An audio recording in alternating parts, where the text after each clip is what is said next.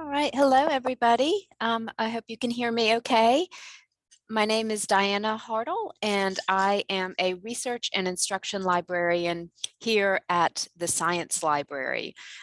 This is our first Fall into Research program, and today we're going to be giving an overview of the resources and services specific to science folks. So if it looks like we only have about 3 people here, if y'all would go ahead and put in the chat what your department is. What unit are you in here at the university?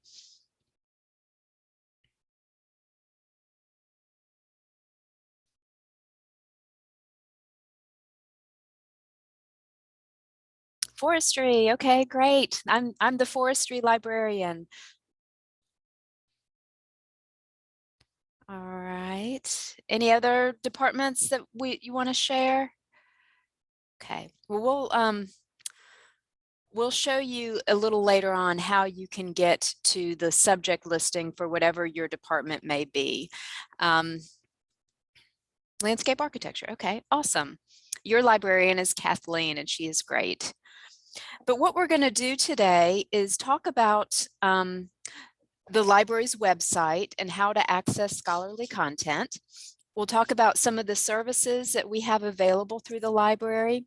I'll do a short demo of EndNote, which is a citation manager that you have access to through the library. We'll talk about the makerspace, library locations on campus, and then how to get help when you need it. Feel free as we go along, if you have any questions, put them in the chat or unmute yourself, and I'm happy to answer them. So one of the takeaways from today's session is that all of these resources that we'll be talking about are findable from our library's homepage. And that really should be your jumping off point for all your research while you're here at the University of Georgia. So we're going to go there now. And we're going to talk about a couple different things that you can get here. The first we're going to talk about are books and more.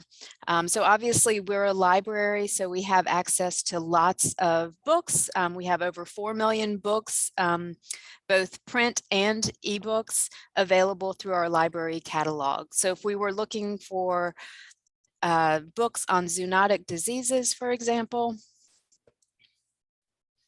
just a couple things I want to show you about the services that we have within our library catalog. So over here on the left-hand side, you have different ways that you can limit. So if you know that you prefer to access ebooks, you can limit over here to those that are ebooks. If you prefer print books, you have the option here to limit to those that are print available in the library. So our catalog has a variety of different types of formats. So with that search I just did, I'm actually even getting access to a video about zoonotic diseases, and you can access that streaming through this link here. So then you'll also see we've got books. There's a journal that happens to be called Vector-Borne and Zoonotic Diseases. So this is going to give you all access to all of those different types of information from our library catalog. The other thing you can do in our catalog is sign in to your account. You'll see this option up here, sign in, request items. Once you've signed in, you can request to have items from other libraries sent to a library for pickup. So for example, if I wanted a book from the main library, but I'm here at the Science Library, I can sign in and then request to have that item brought over to the Science Library, which would be easier for me to pick up. So just a nice little service that we offer in our library catalog. Okay.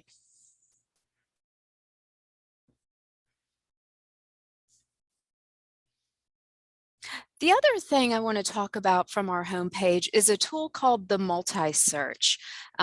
This is kind of our response to Google Scholar. We realize that people like to be able to search lots of different databases with a single search engine. So the multi-search gives you the capability of doing that. It searches over 200 different databases. It's multidisciplinary in its scope, and it also has types of formats. So you can get everything from that top tier scholarly journal article to magazine articles, books, and more. So let me show you that. So remember, you'll start at our library's homepage, which is just libs.uga.edu. When you first get here, you're presented with a search engine that will search the multi-search. If you're off campus, I recommend go ahead and click on this advanced search option, and that will trigger the single sign-on so that you can access this database from off campus. Almost all of our databases are available on and off campus. You'll just go from our library's homepage, and when you click on the entry, it'll ask for you to log in. So if we were doing zoonotic diseases and maybe climate change, something to note about our different databases, you really have to craft a search that has your keywords. So unlike Google, where you can just kind of type a sentence or type keywords or almost anything, and you almost always get results, in these databases, you have to be a little bit more exacting with how you create your search strategy. So I've got zoonotic diseases in one box, and then I've added the concept of climate change. If we wanted to, we could add different zoonotic diseases. So we could do, of course, I can't think of a single zoonotic disease, rabies or toxoplasmosis. So when you start developing your search strategy, you can put ors in between synonymous terms, and that will increase the results you get. So this could be a conversation that you have with your liaison librarian. They can really help you figure out how to best search in these different databases. So we'll see what that gives us.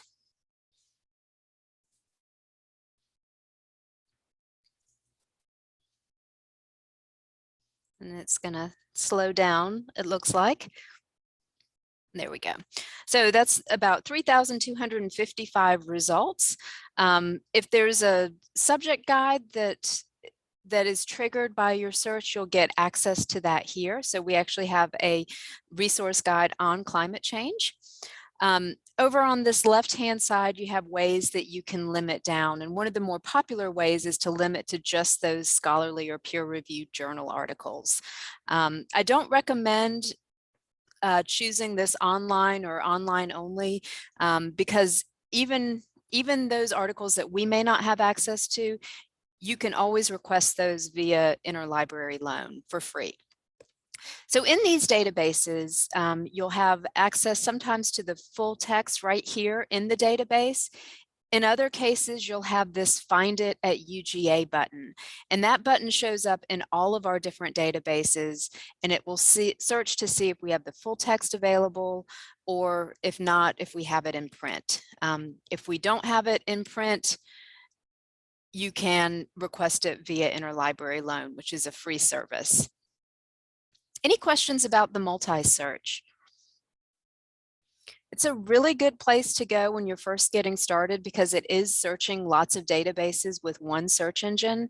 It doesn't give you all of the tools that you might get if you went to PubMed, for example, or Web of Science. It doesn't have those facets that you see in those databases, but it is a good way to search multiple databases with one search engine. Okay, so that's our multi-search. Do we have any Google Scholar users in the audience? Yes, okay. And you know, Google Scholar is a really good tool. I just want to mention a couple things about how to use it effectively. Always go to Google Scholar from our library homepage. So remember at the beginning we said the library homepage should always be your jumping off point. What that's going to do is allow you to get hooked into our subscribed content. So you'll see here, if you go down a little bit, you've got Google Scholar. And by going from our homepage, that's going to make sure that you get the view it at UGA option. So this will hook you into our subscribed content that we have here at the University of Georgia.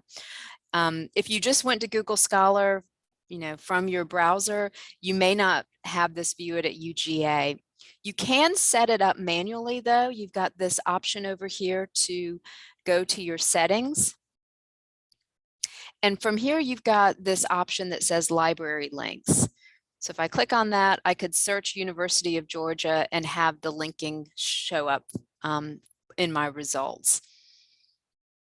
The other thing you can do here is set links to occur if you're using EndNote, for example. So if I come here and do EndNote and then do save, you now have the option to import into EndNote. In Google Scholar, just as in all of our different databases, there is the ability to set up a profile and create alerts.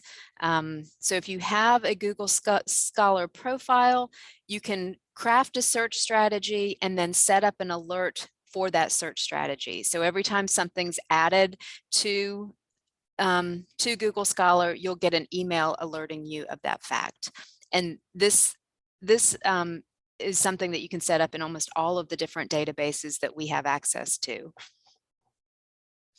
Okay, so that's Google Scholar.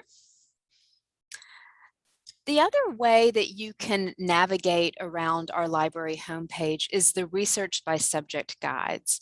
So if we go here, and you'll see over here we have research by subject.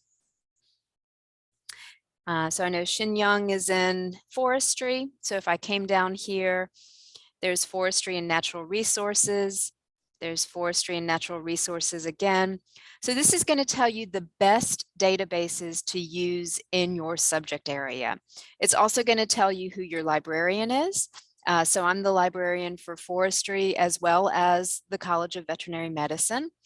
So whatever your department is, there is a librarian who is suited to that subject area. And that person's going to be a really good resource for helping you discover the best databases to use in whatever your field is. So we'll look quickly in Web of Science because this is a really good generalist science database. So if y'all are in the field of science, Web of Science is definitely a place where you'll want to do some searching. So we'll do our zoonotic diseases. You can add a row here. So maybe I want to pair that with the concept of climate change. And do search. So what Web of Science does is it tells you how important an article is based on how many times it is cited. So we see here this first article, Forecasting Zoonotic Infectious Disease Response to Climate Change, Mosquito Vectors in a Changing Environment, has been cited since it was published in June 2019, 19 times. So you can click on that and go to the citations that have cited this. Also, it gives you links to the references that the authors used to write this paper.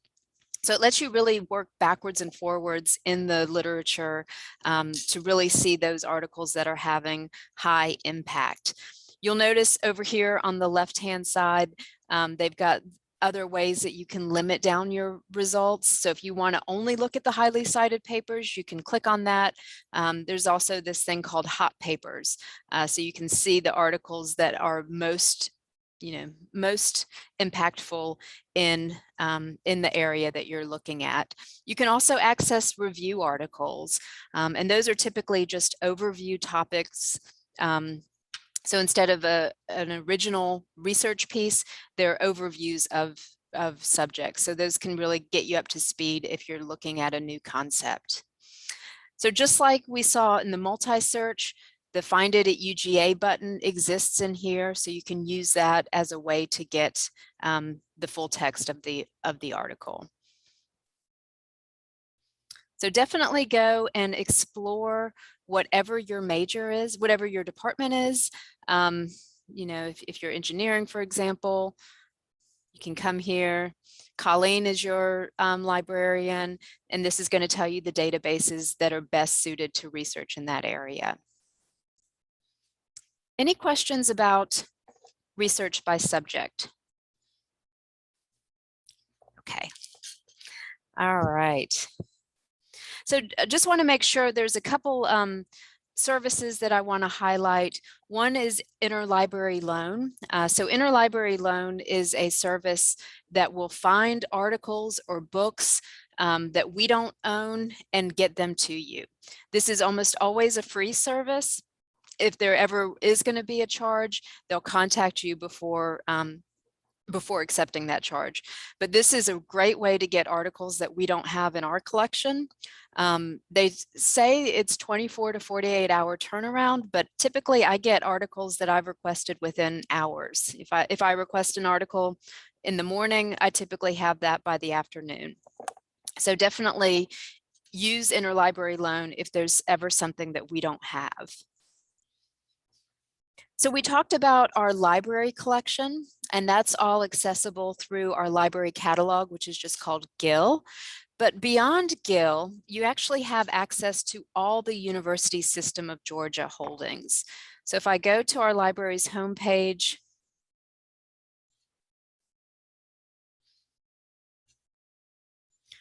my computer is being very slow. And if I go to the advanced search here, you'll see the default is to search the University of Georgia, but I can bump that down and search the entire University System of Georgia.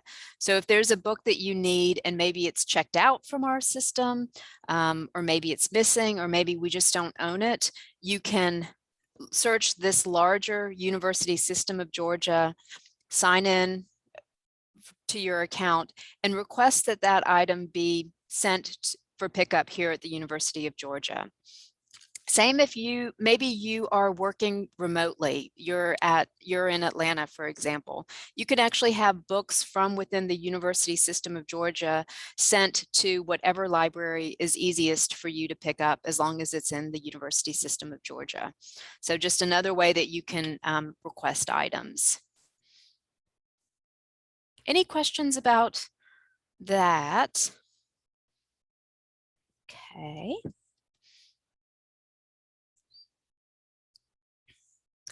So now we're going to talk a little bit about citation management. Go ahead, if you're using a citation manager, go ahead and put whatever it is in the chat. See if we have any citation manager users.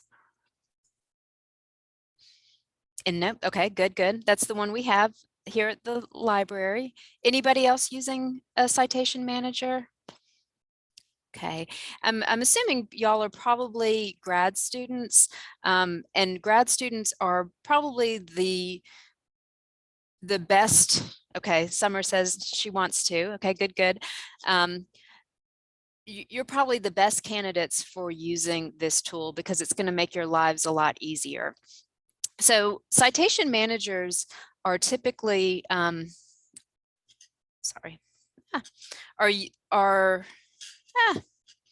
we go. Are ways to corral the citations that you are collecting. So if you've got a bunch of PDFs already saved on your computer, you can download those into your EndNote library. If you're just getting started with research, almost all of our databases have a way that you can download those citations into EndNote. To download EndNote, you'll go to our library's homepage, and we have this area called Citation Software and Help, and then we have Citation Management Tools. So I'm going to open my EndNote library. EndNote is a desktop application. So this means that you'll have your library on your own computer. You can save a cloud-based version by setting up your EndNote preferences, and that's simply under Edit and Preferences, and set up this sync option. So this is a library that I was working with earlier with a student from Vet Med. So I've got 5 articles in here. I actually downloaded those from PubMed. You can search PubMed from within EndNote. If you were using Web of Science, for example, you have this ability to add items to your marked list. And then once you've done that, you can export into EndNote. So almost all of the databases that we've talked about have a way that they can download the citations into EndNote. So now I've just added, somehow I've added a lot more than I thought I had. But now we have 55 references in my EndNote library. So the other thing that EndNote allows you to do is cite in your word processor. EndNote is only compatible with Word and Pages, which is the Mac utility. If you're using Google Docs as your word processor, you may want to look at RefWorks instead. RefWorks is another citation manager that we have available from the library, and it does have a plugin that works with Google Docs. So can you see my Word document, hopefully? Okay, so when you download EndNote, you'll also get this toolbar in your Word document. From here, you can choose whatever style you want to write your paper in, so maybe APA. And start typing your paper.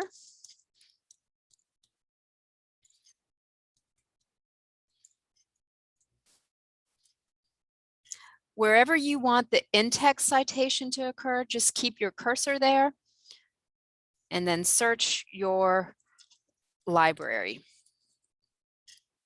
Maybe you want the Booth article, Climate Change and the Neglected Tropical Diseases. Do insert. So EndNote's going to give you the in-text citation and then build your bibliography down below. If you've written your whole paper in APA, but maybe you're going to submit it to the American Chemical Society, all you have to do is choose that and it will change the format of your paper. So it's definitely something that will save you a lot of time and you won't have to deliberate over how to cite something. EndNote will do that work for you.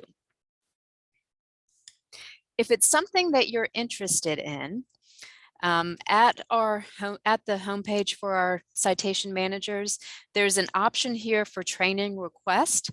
You can click on that, fill out your information, and one of our librarian trainers will get back to you and set up a training session for you. But definitely something I think y'all would get a lot of use out of. Any questions about citation managers? Okay. We're going to sort of switch gears a little bit. We're nearing the end of the presentation, but I wanted to talk about some of the services that we have at our different locations. Here at the Science Library, we have access to a maker space. And what that is a place where you can access a laser cutter and 3D printers.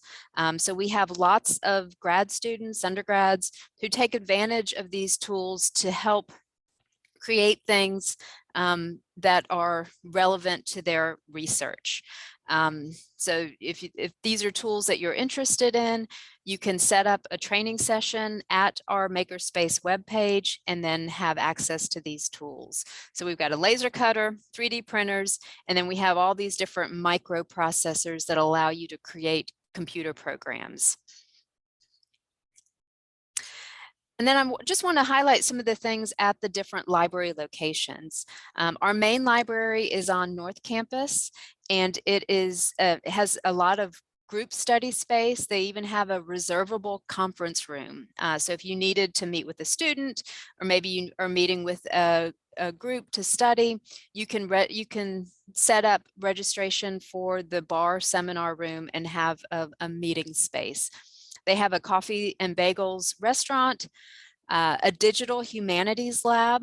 So even though that sounds like it would only be for humanities, there's a lot of specialized software, including GIS and things like that, that you can have access to. So Summer asks about 24-hour library spaces. The Miller Learning Center is, it doesn't seem like it's a library, but it is actually a library space, and they are now staying open. I believe it's Monday through Thursday, 24 hours. Our library, the science library, we are open till 2 a.m. Sunday through Thursday nights. So we do have some late night hours at that location.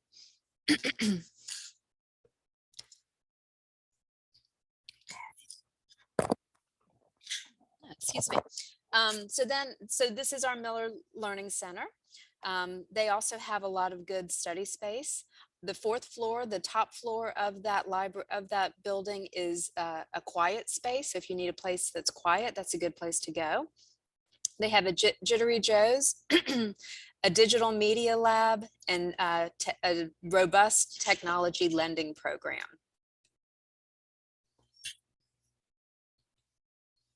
Special Collections Library contains 3 of our special collections. So the Hargret Rare Books and Manuscript Library, the Richard B. Russell Library for Political Research, and then the Brown Media Archives and Peabody Awards collection. In the main floor of the Special Collections Library, they have really nice exhibits that highlight items from these 3 collections. So the other takeaway that I want to make sure you all have gotten today is that we are here to help. So we have a chat with a librarian option. So if you ever see this chat with a librarian bubble in our databases or on our homepage, that's just a really quick way that you can ask questions to our librarians. There's a subject librarian that is dedicated to your subject area. So whatever your major may be, whatever your discipline, you can go and find that subject librarian and get in touch with them to see if they can help you. Some of the things that we help students with is developing search strategies. We talked about that a little bit, how to best create a search strategy to get you the articles that you need. We can help you figure out the appropriate research databases, and then requesting items we don't have at UGA. Most of us are EndNote trainers, so if that's something you'd like to learn about, your subject librarian will be a good person who can help you with that. So I think that was all I had. This is just sort of a quick take about an overview to our library resources. Does anybody have any questions?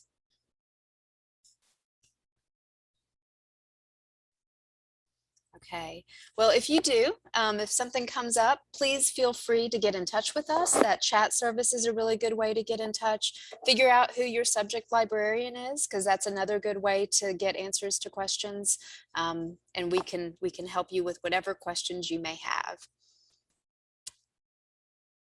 All right, well, thank you all very much. I hope you all have a good day, and I hope to see you at the library. Bye.